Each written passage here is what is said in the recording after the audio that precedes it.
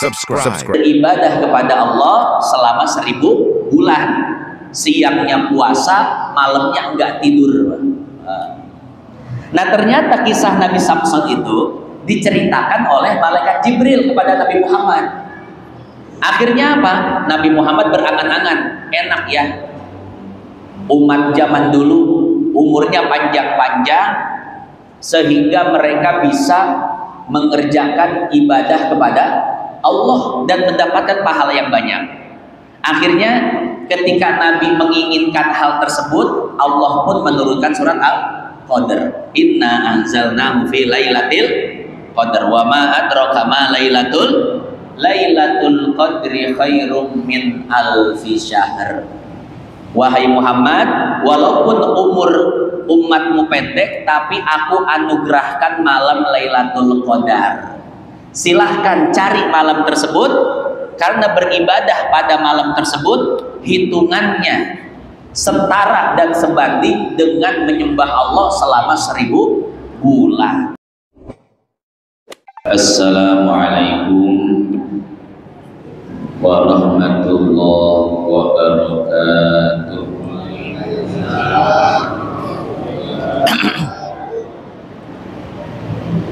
Ila hadratin Nabiyil Mustafa sallallahu alaihi wasallam,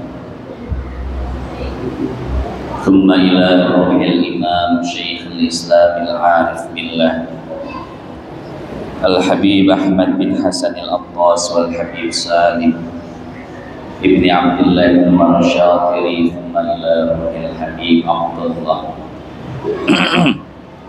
bin Muhammad bin Ali bin Syihab Syai'unillahi lahumul Fatihah. A'udzu billahi minasyaitonir rajim. Bismillahirrahmanirrahim. Alhamdulillahi rabbil alamin arrahmanir rahim maliki yaumiddin iyyaka na'budu wa iyyaka nasta'in ihdinas siratal mustaqim siratal ladzina an'amta 'alaihim waladdallin amin. Al-Fatihah yang kedua kita niatkan untuk para donatur. Mudah-mudahan senantiasa Allah sehatkan badannya, dipanjangkan umurnya, ditambah-tambah berkah usahanya. Syai'un lillahi lahumul Fatihah. A'udzu billahi minasyaitonir rajim. Bismillahirrahmanirrahim. Alhamdulillahi rabbil alamin arrahmanir rahim maliki yaumiddin iyyaka na'budu wa iyyaka nasta'in ihdinas siratal mustaqim ghairil maghdubi 'alaihim waladdallin amin. Rabbighfir lana wa liwalidayna amin. Bismillah walhamdulillah wassalatu wassalamu ala rasulillah Muhammad bin Abdillah wa ala alihi wa sahbihi wa mawala. Qala ta'ala yarfa'illahu alladhina amanu minkum walladhina utul ilma darajat. Wa qala an-nabi sallallahu alaihi wasallam man salaka tariqan yaltamisu fihi ilman sahhalallahu lahu bihi tariqan ilal jannah. Yang saya hormati dan saya muliakan segenap hadirin jamaah Masjid Jami Nurul Huda, wabil khusus Ketua Dewan Pemakmuran Masjid Bapak Haji Anen dan seluruh jajaran pengurusnya, para orang tua, para tokoh, para sesepuh, bapak-bapak, ibu-ibu, segenap kaum remaja dan adik-adikku sekalian, yang mohon maaf tidak bisa disebutkan satu persatu namanya, namun tidak mengurangi rasa hormat dan takzim saya kepada beliau-beliau semua. Bapak Ibu yang dimuliakan Allah, hari ini adalah hari Ahad, tanggal 23 Maret tahun 2025. Itu tanggal Masehinya. Tanggal Hijriahnya kira-kira tanggal berapa, Ibu sekalian? Sama ya, 23 Ramadan. Geus mareuli baju can nungguan THR heulanya, THR. Bapak Ibu yang dimuliakan Allah, artinya apa? Artinya kita sudah berada di penghujung bulan suci Ramadan. Kita sudah berada di 10 terakhir bulan suci Ramadan. Di dalam kitab Kanzun Najah Wassurur yang dikarang oleh Kiai Haji Abdul Hamid Kudus, para ulama mengatakan bahwa keistimewaan bulan Rajab terletak pada 10 hari pertamanya, dan keistimewaan bulan Sya'ban terletak pada 10 hari keduanya. Sementara keistimewaan bulan suci Ramadan itu terletak di 10 hari terakhirnya.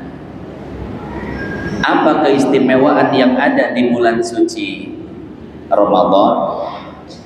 Keistimewaan yang ada di bulan suci Ramadan yang Allah letakkan di 10 hari terakhirnya adalah malam Lailatul Qadar. Oleh karenanya, pada kesempatan kali ini kita akan membahas tentang malam Lailatul Qadar. Hadirin hadirat yang dimuliakan Allah, ada 5 poin yang ingin saya sampaikan. Pertama, makna Lailatul Qadar.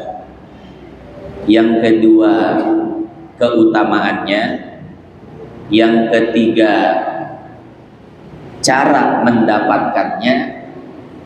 Yang keempat, ciri-ciri Lailatul Qadarnya. Dan yang kelima, ciri-ciri orang yang mendapatkan Lailatul Qadar. Jadi 5 poin ini yang akan saya bahas. Yang pertama, makna Lailatul Qadar. Lailatul Qadar bermakna malam penentuan takdir. Takdir-takdir yang dulu pernah Allah catat dan Allah tentukan untuk kita masih dapat dihapus dan diganti dengan takdir yang baru. Bahasa lainnya, Lailatul Qadar itu malam revisi takdir, malam penulisan ulang. Jadi takdir yang lama dihapus, kemudian dicatat takdir yang baru sesuai dengan permintaan hambanya. Bagaimana penjelasannya? Begini penjelasannya. Di dalam hadis riwayat Muslim, ketika seorang ibu hamil dan usia kehamilannya mencapai 4 bulan, maka Allah mengutus satu malaikat untuk meniupkan ruh dan untuk menetapkan takdir bagi si jabang bayi tersebut. Takdir apa saja yang ditetapkan? Pertama kata Nabi bikatsbi rizkihi, yang kedua ajalihi, yang ketiga syaqiyun am sa'idun. Satu lagi apa? Saya lupa. Jadi ketika malaikat meniupkan ruh ke dalam jabang bayi tersebut, maka Allah memerintahkan malaikat untuk menetapkan takdirnya, menetapkan takdir rezekinya, menetapkan siapa jodohnya, menetapkan bagaimana usahanya, sulit apa mudah, itu sudah ditetapkan. Bagaimana rumah tangganya, sakinah mawaddah warahmah atau tidak, sudah ditetapkan. Bagaimana anak-anaknya, solehah atau tidak, sudah ditetapkan. Bagaimana kesehatannya, itu semua sudah ditetapkan, sudah dicatat ketika kita berusia 4 bulan di dalam kandungan orang tua kita. Cuman kata Al-Imam Ibnu Al-Arabi di dalam kitabnya Aridatul Ahwazi. Aridatul Ahwazi itu syarah dari hadis Tirmizi. Imam Ibnu Arabi ketika mengomentari dan menjelaskan hadis ini, beliau mengatakan bahwasanya takdir-takdir yang Allah tetapkan kepada kita ketika usia kita 4 bulan di kandungan ibu kita, itu masih bisa dirubah. Jadi takdir rezeki, takdir jodoh, takdir kesehatan, takdir apapun itu, kata Imam Ibnul Arabi, masih bisa dirubah. Kapan waktu merubah takdir? Kata beliau, waktu merubah takdir itu ada 2. Ini bisa dilihat di dalam kitab-kitab tafsir. Ketika para ulama menafsirkan fiha yufraqu kullu amrin hakim. Ada satu malam di mana Allah akan menulis ulang takdir manusia. Nah, para ulama menafsirkan tentang fiha, malam tersebut. Ini bisa dilihat di dalam tafsir Al-Jami' li Ahkamil Quran, karangan Imam Qurtubi, atau tafsir yang lain seperti misalkan As-Sirajul Munir yang dikarang oleh Syekh Muhammad Khatib Syirbini. Nah, sebagian ulama tafsir mengatakan bahwa ada 2 malam di mana kita bisa mengubah takdir kita, bisa menulis ulang takdir kita. Apa 2 malam tersebut? Yang pertama, malam nisfu Sya'ban. Jadi kalau kita bangun di malam nisfu Sya'ban atau menghidupkan malam nisfu Sya'ban dengan ibadah kepada Allah, kemudian berdoa, maka doanya itu akan langsung disampaikan kepada Allah. Kemudian Allah hapuskan takdir lamanya dan ditulis takdir baru sesuai permintaannya pada malam waktu itu. Ini kemarin kita malam nisfu Sya'ban, doa enggak sama Allah Bapak Ibu? Doa. Iya, kita kumpul ya. Kumpul di malam nisfu Sya'ban, baca Yasin 3 balik. Yasin pertama niatnya apa? Gampang rezeki, betul ya? Yasin kedua, sehat, panjang umur. Yasin ketiga, ditetapkan iman Islam, mati husnul khotimah. Nah, ternyata pembacaan Yasin yang kemudian kita iringi dengan doa di malam nisfu Sya'ban itu bukanlah sesuatu yang sia-sia. Kata para ulama, ternyata malam nisfu Sya'ban adalah malam revisi takdir. Malam Allah mempersilahkan hambanya untuk mengubah takdirnya. Dan ternyata itu dicatat oleh para malaikat, kemudian dilaporkan kepada Allah Subhanahu wa taala. Ini kalau membahas tentang malam nisfu Sya'ban, hadis-hadisnya itu hadis sahih, ya. Bahkan ulama salafi sendiri, tahu orang-orang salafi ya, yang mengatakan perayaan malam nisfu Sya'ban bid'ah.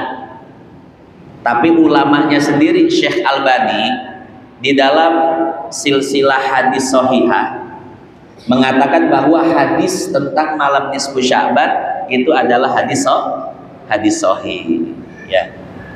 Nah, itu malam pertama di mana Allah mempersilahkan hambanya untuk mengubah takdir agar sesuai dengan keinginannya.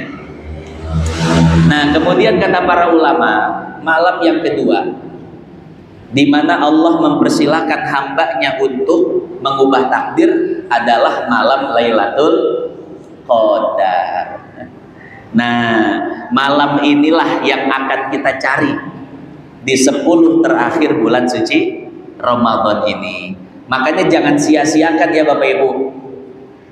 Malam Lailatul Qadar itu bukan hanya malam yang ibadah di sana tercatat ibadah 1000 bulan, bukan cuma itu.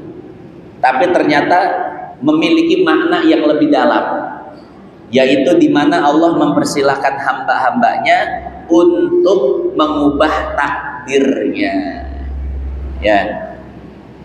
Makanya di malam-malam 10 hari ini jangan tidur. Kalaupun tidur, maka tidurnya jangan banyak-banyak.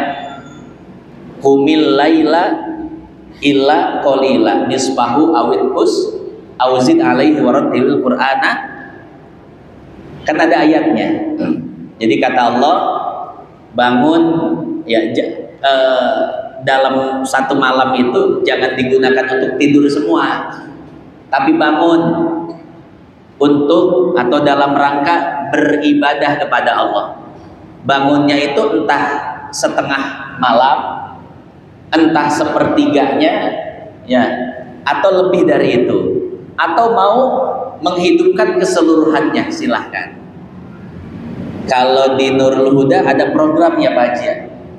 Di Nurul Huda itu program malam nisfu Sya'ban, malam Lailatul Qadar, malam-malam ganjil, malam 21, 25, 21, 23, 25, 27, 29. Jadi di Masjid Nurul Huda ini mengadakan satu program Pak, satu program yang mengisi malam-malam ganjil Ramadan, dimulai dari jam 1 malam sampai sahur pagi. Jadi kegiatannya itu sholat tasbih, kemudian ada kajiannya, baca Quran, kemudian sahur bersama. Nah, jadi bagi bapak ibu, ada ibu-ibunya nggak? Ada. Bagi bapak ibu yang ingin mendapatkan malam Lailatul Qadar, silahkan hadiri program tersebut. Setiap malam ganjil dimulai dari jam 1 malam sampai sahur. Nanti sahurnya sudah disediakan ya Pak Haji ya, bersama-sama ya. Nah, jadi seperti itu ya, hadirin jamaah yang dimuliakan Allah. Jadi malam Lailatul Qadar itu adalah malam merubah takdir. Jadi bagi bapak ibu yang mungkin merasa takdir ekonominya sempit, usaha kok nggak maju-maju, ya, maka itu waktu yang tepat untuk kita mengubah takdir kita. Bangun malam Lailatul Qadar bukan cuma ibadah saja, tapi sempatkan waktu untuk bermunajat. Selain sholat, baca Quran, ngaji, sediakan waktu, entah di pojokan, di belakang, atau nggak apa-apa di mana-mana. Minta sama Allah, ya. Kalau bisa sejam penuh, sejam doa, terus doa, karena itu memang waktunya untuk kita minta, ya. Jangan sok-sokan, Pak Ustadz saya mah pengen ibadah aja, nggak mau minta sama Allah, ya. Saya mah pengen ibadah aja, urusan minta Allah yang tahu, urusan kebutuhan saya Allah yang tahu. Ya, kita belum makomnya mah. Kita belum sampai makom itu. Kita mah baru sampai makom minta sama Allah. Kemudian ketika minta doa munajat sama Allah, doanya harus jelas ya Bapak Ibu. Karena ada pengalaman seperti ini. Saya punya teman, sebelum dia menikah, dia itu melihat rumah tangga kakaknya, saudaranya, istrinya solehah, tapi mertuanya cerewet. Istrinya solehah, tapi mertuanya cerewet. Akhirnya teman saya itu berdoa. Doanya itu seperti ini, ya Allah, berikanlah saya mertua yang baik, yang enggak cerewet. Ketika dia menikah, betul Allah kabul. Allah kasih dia mertua yang enggak cerewet, tapi yang cerewet istrinya. Kenapa? Doanya enggak lengkap. Makanya mun doa sing lengkap. Ya. Ini sampai sekarang teman saya ngeluh terus, saya nyesel dulu doanya enggak lengkap. Doa minta mertua yang enggak cerewet, ternyata istri saya yang cerewet. Andai dulu doanya minta mertua enggak cerewet, istri enggak cerewet, anak enggak cerewet, ya, maka Allah kabulkan sesuai doa kita. Jadi doa harus lengkap ya Bapak Ibu, harus lengkap. Kalau bisa dicatat dulu siang-siang, Bapak ngobrol sama istri sama anak-anak, mau minta apa sama Allah, catat dulu. Nanti ketika malam munajat doa, sebutkan satu-satu. Jangan bilang sama Allah, ya Allah, ya nyaho meureun. Jangan begitu. Allah suruh baca sendiri, jangan. Kita sebutkan satu-satu. Takut lupa, lihat catatan. Oh, apa nih yang mau diminta sama Allah? Gitu ya. Itu jadi siang-siangnya diskusikan dulu dengan istri kita, mau minta apa sama Allah, kekurangan kita masalah apa, masalah ekonomi kah, masalah kesehatan kah, masalah anak yang nakal kah. Nah, itu waktunya untuk kita berdoa bermunajat kepada Allah. Ya, makanya jangan disia-siakan Pak malam Lailatul Qadar itu. Karena 1 tahun cuma 2 kali kita bisa bermunajat dan memohon perubahan takdir. Cuman kata para ulama, takdir tersebut, perubahan takdir tersebut berlaku hanya 1 tahun. Nah, ini berlakunya 1 tahun Pak ya. Jadi tahun depan harus minta lagi sama Allah, menghidupkan nisfu Sya'ban lagi, menghidupkan Lailatul Qadar lagi. Jadi begitu setiap tahun ya. Itu yang pertama, makna Lailatul Qadar. Yang kedua, keutamaannya. Keutamaan Lailatul Qadar seperti disebutkan di dalam surat Al-Qadar. Inna anzalnahu fi lailatil wa ma adraka ma lailatul qadri khairum. 1 malam engkau beribadah di Lailatul Qadar, maka hitungannya sebanding dengan engkau beribadah kepada Allah selama 1000 bulan. 1000 bulan kalau dikonversi ke tahun jadi berapa tahun Bapak Ibu? 83 tahun 4 bulan ya. Jadi kalau dihitung ke tahun, 1000 bulan sama dengan 83 tahun, 83 tahun 4 bulan. Jadi kita beribadah 1 malam di malam Lailatul Qadar, maka catatan raqib atidnya, ma yalfidhu min qaulin illa ladaihi raqibun atid, tercatat sebanyak 83 tahun 4 bulan Bapak Ibu telah beribadah kepada Allah. Itu kalau dapat Lailatul Qadarnya 1. Coba kalau seumur hidup kita dapat Lailatul Qadarnya 10 Pak. Setiap tahun selama 10 tahun ke depan itu dapat 10 Lailatul Qadar. Berarti 83 tahun 4 bulan kali 10 berapa tahun itu, Pak? Ini luar biasa ya. Jadi walaupun umur kita pendek, tapi Raqib Atid mencatat kita telah beribadah kepada Allah selama 830 tahunan. Masya Allah. Itu umat-umat sebelumnya kalah itu ya. Nah, inilah keistimewaan umat Nabi Muhammad. Walaupun umurnya pendek, tapi dapat memperoleh pahala yang sangat besar. Kalau kita lihat asbabun nuzul surat Al-Qadr, ini diceritakan di dalam Al-Jami' li Ahkamil Quran karangan Imam Qurtubi, atau Bapak Ibu bisa lihat di dalam kitab Tarikhul Anbiya yang dikarang oleh Al-Imam Al-Baghdadi.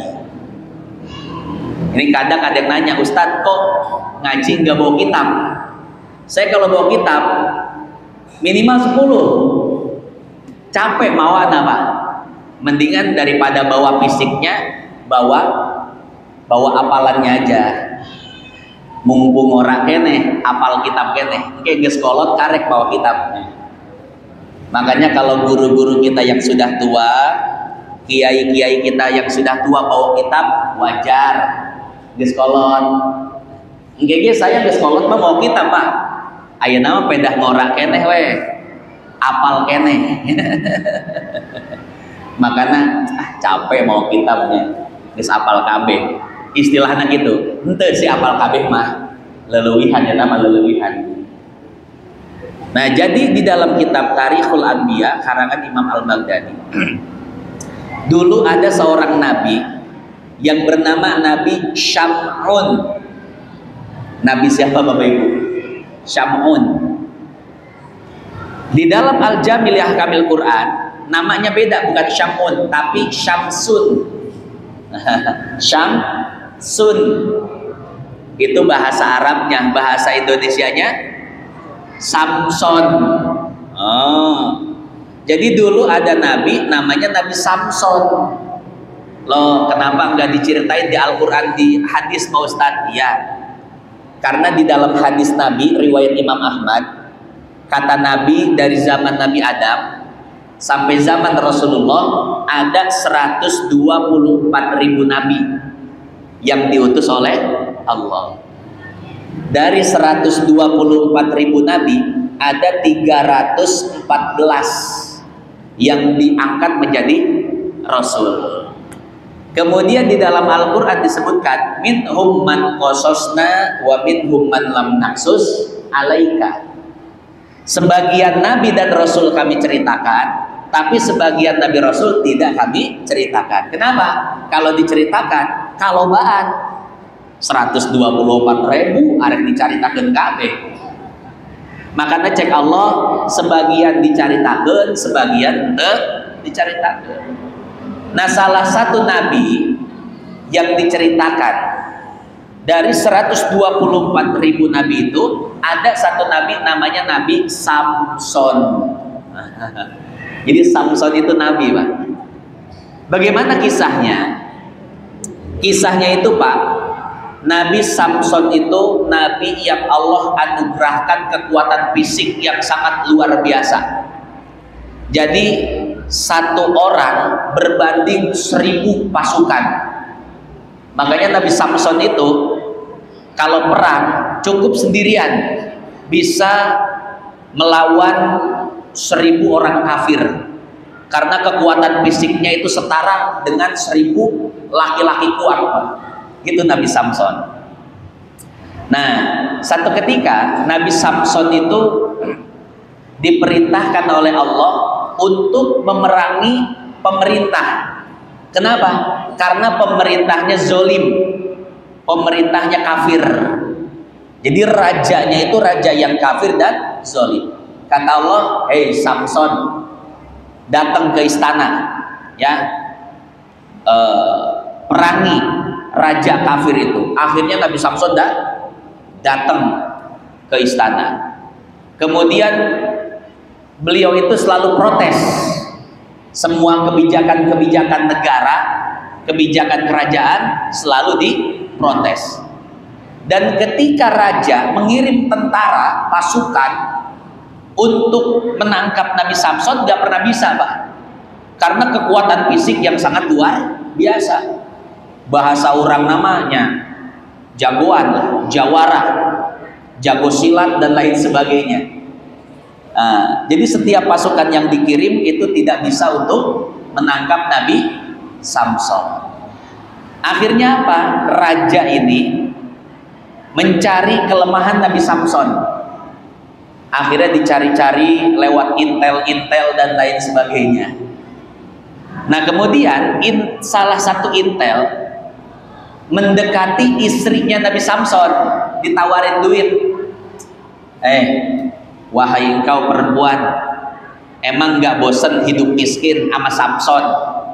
Ya, no, lihat no perempuan-perempuan pejabat, perempuan-perempuan istana, istri-istri pejabat bisa beli tas branded. Waduh, ya pakai tas, bajuna aralus, ya, sendalna, sepatuna, masya Allah, bisa healing.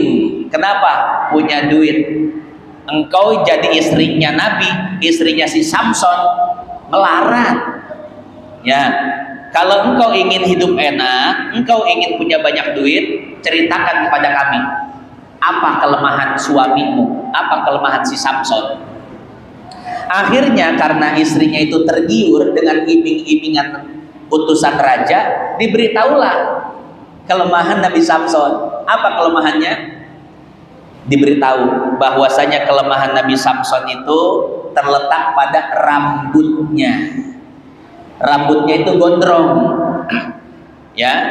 Jadi kelemahannya itu dicukur rambutnya, kemudian ikat kaki dan tangannya dengan rambut tersebut. Maka dia tidak akan bisa lepas dan kekuatannya itu hilang. Akhirnya raja itu memberi tugas kepada istrinya. Hei perempuan, kalau engkau ingin mendapatkan banyak uang, banyak emas, kehidupan yang nikmat, coba nanti malam cukur rambutnya Samson. Bener, ketika Nabi Samson tidur, dicukur rambutnya. Ya, kemudian diikat tangannya oleh istrinya sendiri. Nah, ketika itu kekuatan Nabi Samson pun hilang total. Dia layaknya seperti manusia biasa. Diikat pakai rambutnya, pakai tali juga, ya. Yang penting ada syaratnya, pakai rambut. Akhirnya kekuatan Nabi Samson pun hilang dan dia terikat kaki dan tangannya. Besok harinya pasukan atau tentara raja langsung mengepung rumahnya, ditangkaplah Nabi Samson. Dibawa ke istana raja, disiksa. Diikat kaki tangannya sambil dipecut, dicambuk. Ya. Kemudian di ujung kesabarannya, karena udah sakitnya luar biasa, Pak. Badannya sudah penuh luka, sakitnya luar biasa. Nabi Samson bernazar kepada Allah, ya Allah, aku bernazar, kalau engkau mengembalikan kekuatanku, aku akan beribadah kepadamu selama 1000 bulan.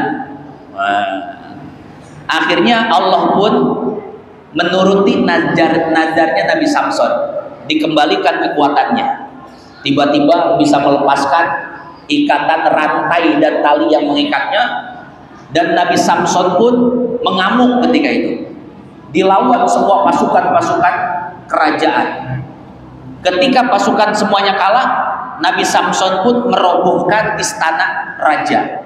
Jadi setiap sudut istana, tiang-tiangnya dipukul, hancur semuanya. Sampai istana itu ambruk dan semua orang kafir mati. Akhirnya beliau pun kembali ke rumah dan menepati nazarnya, beribadah kepada Allah selama 1000 bulan. Siangnya puasa, malamnya enggak tidur. Nah, ternyata kisah Nabi Samson itu diceritakan oleh malaikat Jibril kepada Nabi Muhammad. Akhirnya apa? Nabi Muhammad berangan-angan, enak ya, umat zaman dulu umurnya panjang-panjang sehingga mereka bisa mengerjakan ibadah kepada Allah dan mendapatkan pahala yang banyak. Akhirnya ketika Nabi menginginkan hal tersebut, Allah pun menurunkan surat Al-Qadr. Inna anzalnahu fi lailatul qadar wa ma adraka ma lailatul qadri khairum min alfi syahr. Wahai Muhammad, walaupun umur umatmu pendek, tapi aku anugerahkan malam Lailatul Qadar. Silahkan cari malam tersebut, karena beribadah pada malam tersebut hitungannya setara dan sebanding dengan menyembah Allah selama 1000 bulan. Ini kan luar biasa Pak ya. Jadi malam Lailatul Qadar itu merupakan hadiah buat kita umat Nabi Muhammad yang umurnya pendek. Maka jangan sia-siakan malam Lailatul Qadar. Itu poin yang kedua. Poin yang kedua, keutamaan Lailatul Qadar. Ketiga itu tadi apa? Ketiga itu cara mendapatkan Lailatul Qadar. Ini bisa dilihat di dalam kitab Fathul Mu'in karangan Syekh Zainuddin Al-Malibari. Juga di dalam hasyiahnya I'anatul Talibin karangan Syekh Abu Bakar Syato. Jadi cara mendapatkan Lailatul Qadar itu gampang, segampang-gampangnya. Bagaimana caranya? Caranya itu cukup sholat isya berjamaah dan sholat subuh berjamaah di malam tersebut. Maka orang tersebut akan mendapatkan Lailatul Qadar. Kira-kira gampang nggak Bapak Ibu? Gampang ya. Oh Pak Ustadz, kalau begitu nggak usah itikaf atuh. Nggak usah itikaf, capek-capek bikin program, Pak Haji aneh, begadang, baca Quran, zikir. Kalau gitu nggak perlu Tan.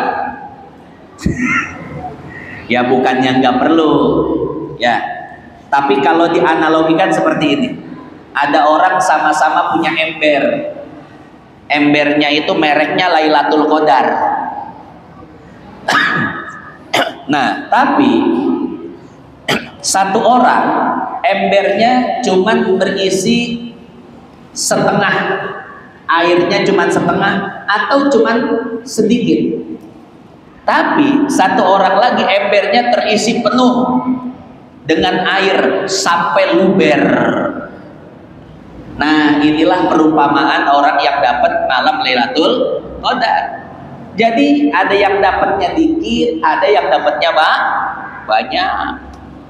Tentu orang yang cuman mengisi Lailatul Qadar dengan sholat jamaah isya dan jamaah subuh beda kualitasnya dengan orang yang mengisi Lailatul Qadar dengan menghidupkan malam tersebut dengan berbagai macam aktivitas ibadah. Nah, jadi seperti itu ya. Berarti program Nurul Huda ini sia-sia enggak? Enggak. Ini dalam rangka menyempurnakan malam Lailatul. Juga seperti yang saya jelaskan tadi, Lailatul Qadar bukan hanya sekedar untuk dapat pahala, tapi waktu munajat, waktu untuk minta rubah takdir kepada Allah. Ya, makanya bukan sekedar dapat pahala, Lailatul Qadri khairum min alfi syahrin, bukan itu, tapi terlebih waktu kita bermunajat, berdoa, bersimpuh di hadapan Allah Subhanahu wa Ta'ala. Itu yang ketiga. Yang keempat apa tadi? Ciri-ciri Lailatul Qadar. Ini disebutkan di dalam kitab-kitab tafsir ya. Salah satunya di dalam tafsir Quranil Azim karangan Imam Ibnu Katsir. Jadi kata beliau berdasarkan riwayat-riwayat, ciri-ciri malam Lailatul Qadar itu bisa dilihat di hari setelahnya. Jadi kalau di hari setelahnya itu kondisi atau cuaca di bumi itu enak, tidak terlalu panas, tidak terlalu dingin, adem, matahari enggak nyemprot, burung-burung berkicau.